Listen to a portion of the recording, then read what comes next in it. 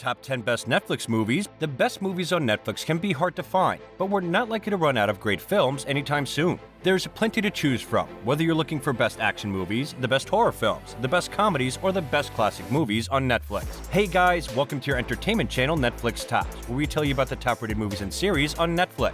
So, grab your popcorn and stay with us until the end of this video, because today's video is going to list down the top 10 best movies to watch on Netflix. So, let's get started. Number 10. Áila.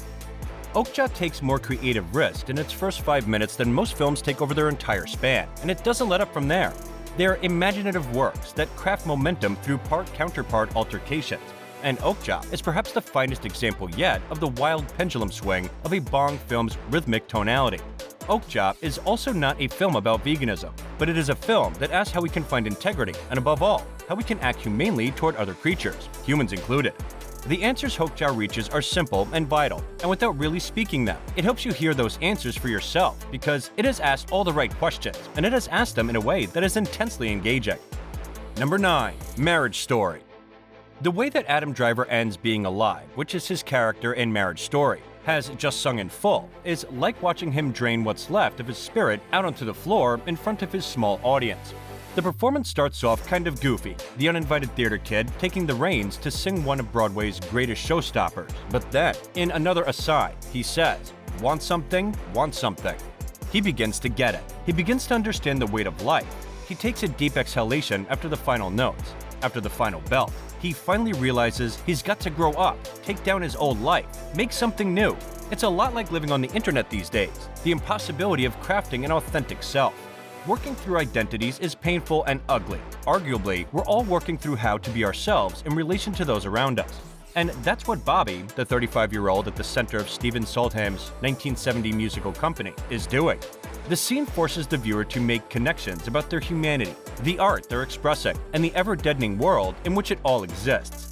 Charlie grabs the microphone, drained, realizing that he has to figure out what he has to do next to re-put his life together again. All of us, we're putting it together too. Or trying at least. That counts for something. Number 8. The Body Remembers When the World Broke Open. Nothing pays off in The Body Remembers When the World Broke Open. Every narrative detail, demanding resolution, goes mostly unnoticed. When Rosie, Violet Nelson, takes money from Áila's co-director Elle-Máijá Tailfeathers' purse, for example, we expect that the ensuing time they spend together, the 90 minutes or so, will teach Rosie a lesson, will encourage her to return the bills. That doesn't happen. Instead, The Body Remembers When the World Broke Open tells of a chance meeting between two First Nations women, divided by socioeconomic stability, but united in both having just experienced violations. Rosie's is the latest in a string of domestic abuse incidents, while Áila's had an IUD inserted amidst a cold, impersonal procedure, shot by cinematographer Norm Lee on 16mm, with a commitment to capturing Áila's every near-traumatizing grimace and wince. We wait for resolution, for a sign that things will get better. When they don't, we look for other signs, and we wait, left only with patience, to watch, and to never stop watching, and to sit with the weight of that, to afford the cost of empathy. Number 7. The Hand of Gods. Paolo Sorrentino bookends his new coming-of-age opus, The Hand of God, with divine representation, and spends every moment in between cruising over life's endless parade of disappointment. Humanity is dreadful. Everything is a failure. The dialogue reads, like Sorrentino soliloquizing via his characters, airing grievance after grievance about the grounding effect of the Hand of God's stories on its plot. Set in 1980s Naples, attending to the rich, boring routine, compromising the comings and goings of the tight-knit family Schizia. Father Saverio, Tony Cervello, and Mother Maria, Teresa Sopanangelo, and their sons, eldest Marciano, Marlon Jobert, and youngest Fabrizio, Filippo Scotti. Sorrentino constructs the film with fewer surrealist flourishes than his later-day work, a la 2018's Laurel, 2015's Youth, and 2013's The Great Beauty, where a man makes a giraffe disappear into thin air in the middle of a Roman Colosseum. Placed next to these pictures, The Hand of God is downright normal. Number 6. Zoolander. Zoolander was a landmark comedy of 2001, thanks to the wonderful chemistry between Ben Stiller and Owen Wilson as a pair of male models.